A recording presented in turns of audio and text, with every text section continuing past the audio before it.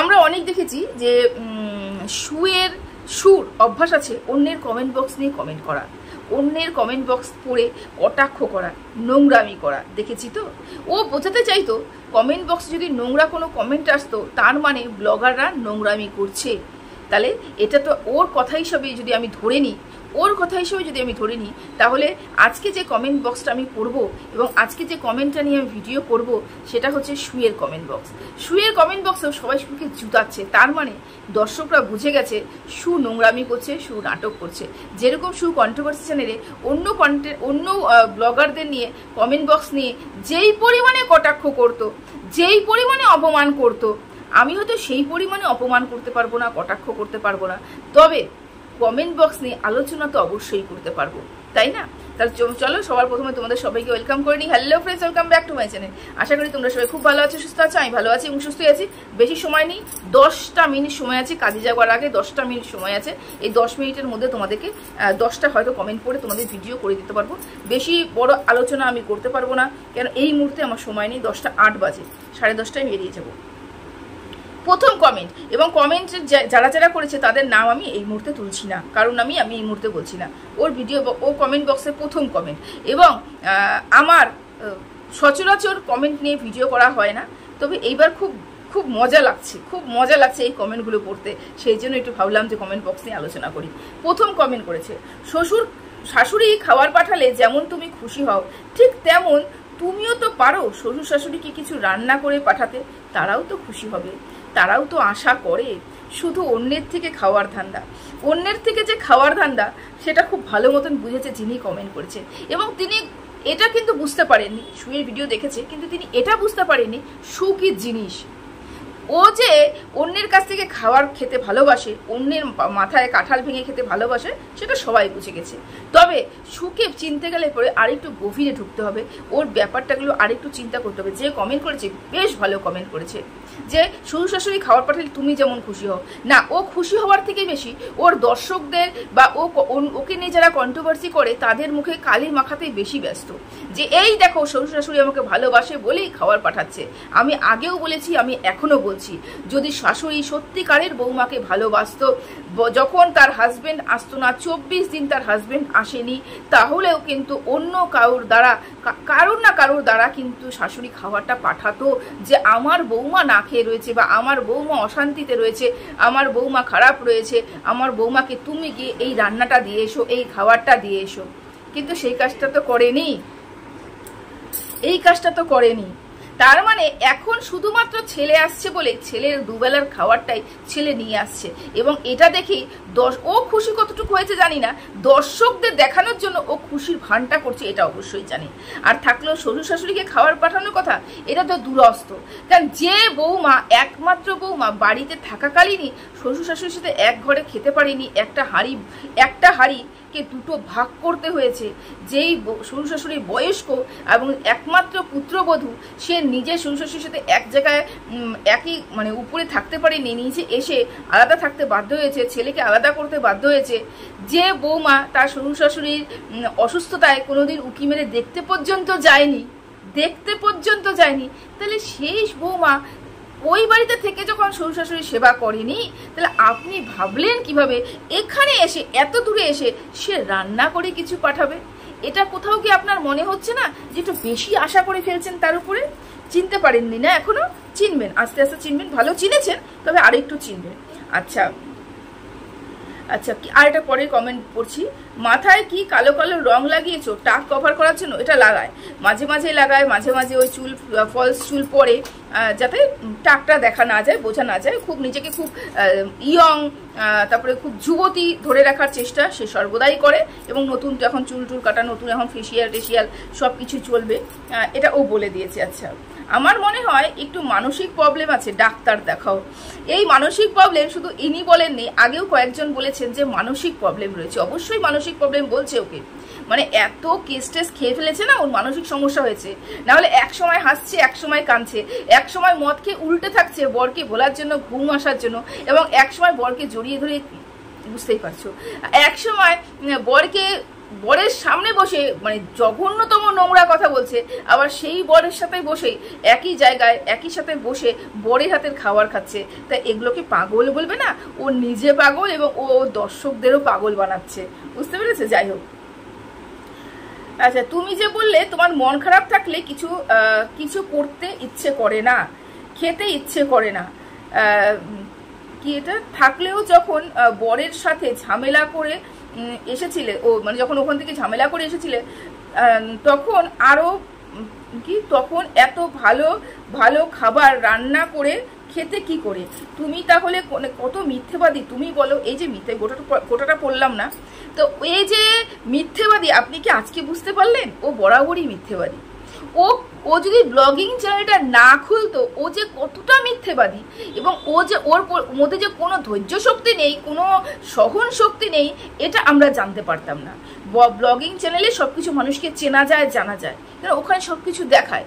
কিন্তু কন্ট্রোভার্সি চ্যানেলে ও যা মুখে বড় বড় লেকচার মেরে গেছে যে আমি পেছন দরজা দিয়ে আর যাই করি আমি পেছন দরজা দিয়ে কারোর কাছে ক্ষমা চাইবো না, আমার এই মাথা নত করার স্বভাবই নেই, আমি কোনো অন্যায় করিনি।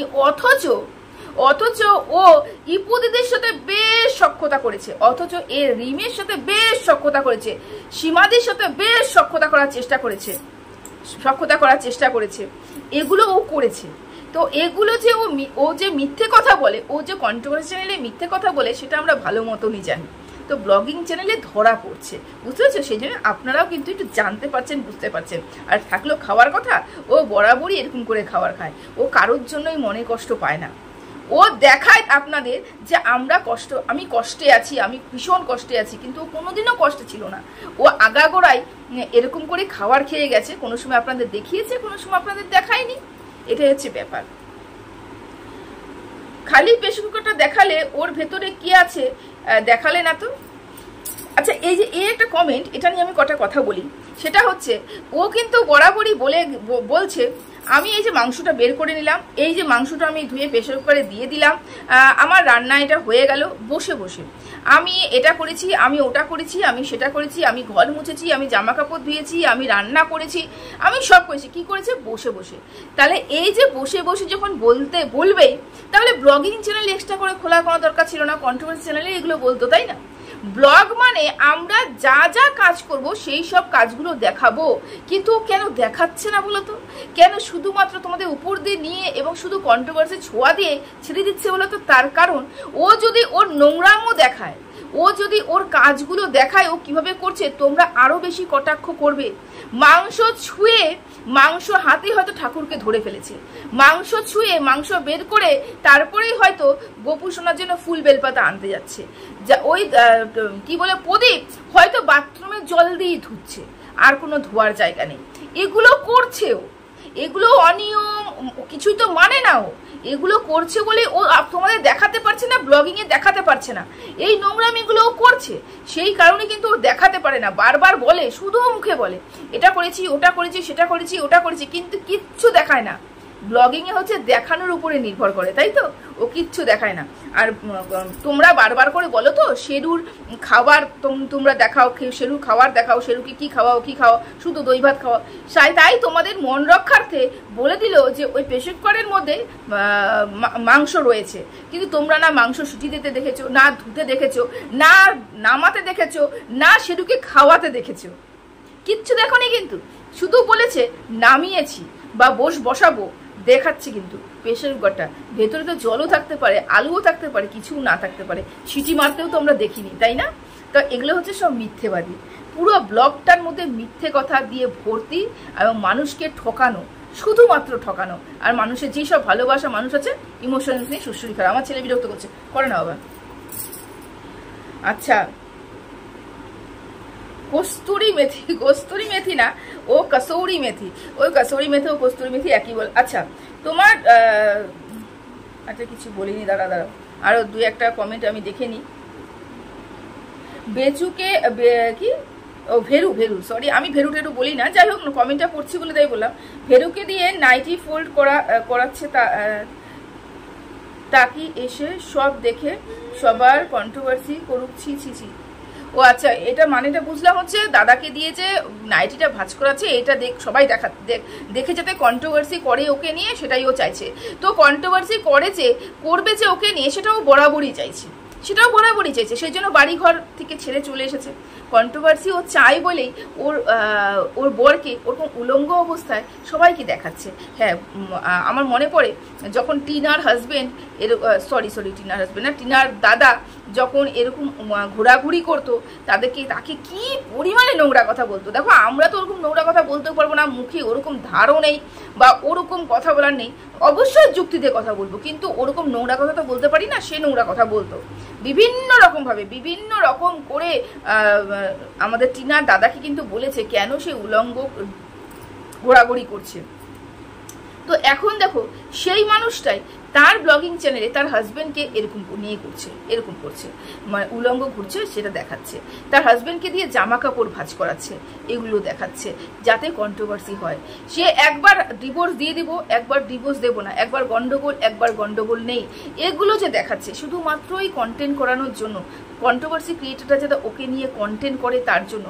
ওর কন্টেন্ট করলে একমাত্র ভিউজ ইনকাম হবে, ভিউজ ছাড়া ও কিচ্ছু চেনে না, ও কিচ্ছু জানে না, শুধু ভিউজের জন্যই ও এগুলো করছে। এটা তোমাদের বুঝতে হবে। যদি তোমাদের মনে হয় যে ওকে তোমার পছন্দ হচ্ছে না, দেখাটা বন্ধ করে দাও, বয়কট করে দাও, চ্যানেলটা ও আস্তেই বন্ধ করে দিবে, বা এমনিও চ্যানেলটা পড়ে যাবে। আর আমি এমনিও জানি তোমরা যতটুকু ভালোবাসার মানুষ আছে, ততটুকু ভালোবাসার মানুষ যদি ওকে দেখো এবং ও যদি এরকম করে কন্ট্রোভার্সি দিতে থাকে, এবং কন্ট্রোভার্সি ক্রিয়েটার যদি মনে করে যে ওকে নিয়ে আর ভিডিওই করবো না, যেমন আমার মনে তিক্ততা এসেছে ওকে নিয়ে ভিডিওই করবো না, তো এরকম যদি ওর মনের মধ্যে চলে আসে কন্ট্রোভার্সি ক্রিয়েটারদের মনে, তাহলে চ্যানেলটা এমনিতেই বসে যাবে। কেন, বেচু চ্যানেল দেখেছো না, কত লাখের চ্যানেল, কি অবস্থা হয়ে গেছে। আর ওর তো যা দুর্দশা, ও কন্ট্রোভার্সি দিয়ে চ্যানেলটা শুরু করেছে, ওর চ্যানেলে বেশি দিন গ্রো করবে না। যাই হোক, বেশি কমেন্ট নেবো না, কেন আমার সময় বেশি নেই। সেই জন্য ডিভোর্সের ব্যাপারে কি জানো তুমি? আচ্ছা, ডাইভোর্সের ব্যাপারে তুমি কি জানো? যাদের হয় তাদের গিয়ে জিজ্ঞাসা করো ডাইভোর্স হওয়াটা কি কষ্টের সিচুয়েশন। কেউ চায় না ডিভোর্স করতে, কিন্তু জন্য হয়ে যায় আর কি। আচ্ছা, বুঝতে পেরেছি কি কমেন্ট করেছে। তো ইনি বলছেন, নামটা বললাম না, আমি বললাম কারণ আমি বলবো না। হ্যাঁ, ডিভোর্স হওয়াটা কি কষ্টের, যার হয়েছে সে বোঝে, কিন্তু ও তো বুঝবে না, কারণ ও এটাকে নিয়ে কন্টেন্ট বানিয়েছে। ওর কাছে এটা শুধুমাত্র কন্টেন্ট। আমি আগেও বলেছি, আমি এখনো বলছি, একটা মহিলার সংসারে যদি অশান্তি হয়, স্বামী যদি ভালো না হয়, স্বামী যদি তাকে পছন্দ না করে, স্বামীর সাথে যদি তার গন্ডগোল হয়, সেই মহিলাটাকে গিয়ে জিজ্ঞাসা করো ওই মহিলাটার কি মানসিক পরিস্থিতি হতে পারে। কিন্তু ও সেটাকে জানেনি, ও কোনোদিন বোঝেনি, শুধুমাত্র হাওয়ায় গা ভাসিয়ে দিয়ে ডিভোর্স দিয়ে দিব বলে ভিডিও করে যাচ্ছে, কন্টেন্ট করে যাচ্ছে।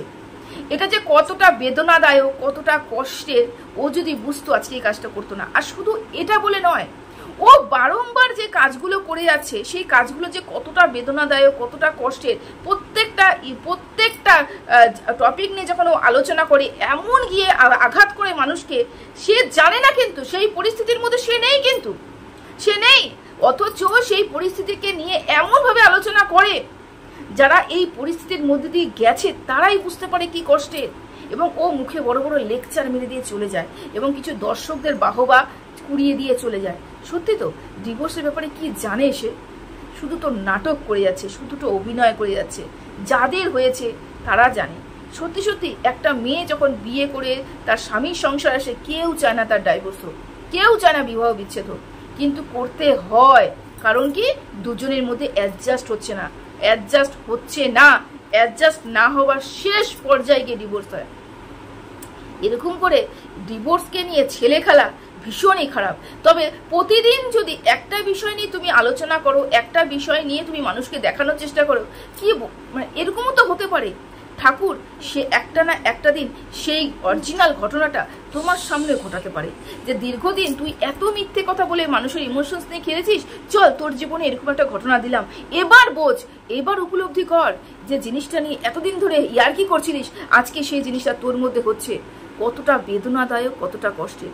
দেখো, আমরা মধ্যবর্তী ঘরের মেয়ে ছেলে মহিলা, আমরা মধ্যবর্তী পরিবারের মধ্যবিত্ত, বিরক্ত করিস না, মধ্যবিত্ত ঘরের মানুষ, তাই তো? তো আমরা মধ্যবিত্ত ঘরের বলেই আমাদের কিন্তু উচ্চ আকাঙ্ক্ষা থাকতে নেই এমন নেই, আমাদের প্রত্যেকটা মানুষই কিন্তু আকাঙ্ক্ষা আছে, উচ্চ আকাঙ্ক্ষা রয়েছে। কিন্তু আমাদের ডিসাইড করতে হবে যে আমার আশা পূরণ করার জন্য বা আমার উচ্চ আকাঙ্ক্ষা পূরণ করার জন্য আমার পরিবারের লোকের কোনো ক্ষতি হচ্ছে না তো, আমি এমন কিছু করছি না তো যেটা আমার পরিবারের লোকের ক্ষতি হয়ে যাচ্ছে, এমন কিছু করছি না তো। দেখো, আকাঙ্ক্ষা থাকা ভালো, উচ্চ আকাঙ্ক্ষা থাকা ভালো নয়। আমাদের বুঝে শুনে পাটা ছড়াতে হয়, যে যতটুকু চাদর ততটুকুই পা ছড়াবো। কিন্তু এ কি করছে বলতো, এর নিজের আশার জন্য, তার উদরপূর্তির জন্য, তার শখের জন্য তার বরকে বিক্রি করে দিয়েছে, তার শিক্ষাকে বিক্রি করে দিয়েছে, মা বাবার শিক্ষাকে বিক্রি করে দিয়েছে, পরিবারের শিক্ষাকে বিক্রি করে দিয়েছে, শ্বশুরবাড়ির মান সম্মান বিক্রি করে দিয়েছে। যে এগুলো করে তার নিজের, শুধুমাত্র নিজের স্বার্থ দেখে এগুলো করে, শুধুমাত্র পয়সার জন্য এগুলো করে, আর যাই হোক সে ভালো মানুষ কোনোদিনও হতে পারে না। ভালো মানুষ মিন্স ও কন্ট্রোভার্সি করার মতন যোগ্যতা রাখে না। কারণ কন্ট্রোভার্সি করতে গেলে পরেও নিজের জীবনে সেই কাজগুলোকে অ্যাপ্লাই করতে হয়, যেই কাজগুলো নিয়ে আমি বিশ্লেষণ করব। আমিও সেই কাজ করতে পারবো না যেই কাজ আমি নিজে করেছি, বা আমি যেই কাজগুলো নিজের জীবনে আটকাতে পারিনি, সেগুলো নিয়ে আমি কন্ট্রোভার্সি করতে পারবো না। ও এটা বরাবরই করে এসেছে, আর নিজের আশার জন্য পুরো পরিবারকে বিক্রি করে দিয়েছে। এটাই হচ্ছে সুর। তো এটা যে ধুরন্ধর, এটা যে নাটকবাজ, এটা যে ধান্দাবাজ, এটা তোমরা সবাই জেনে গেছো, সবাই বুঝে গেছো। বাকি থাকলো ভিউজটা না দেওয়ার, আমি জানি খুব তাড়াতাড়ি সেটাও তোমরা বন্ধ করবে। তো চলো, সবাই ভালো থেকো, সুস্থ থেকো। আজকে ভিডিওটা এখানেই শেষ করলাম। টাটা।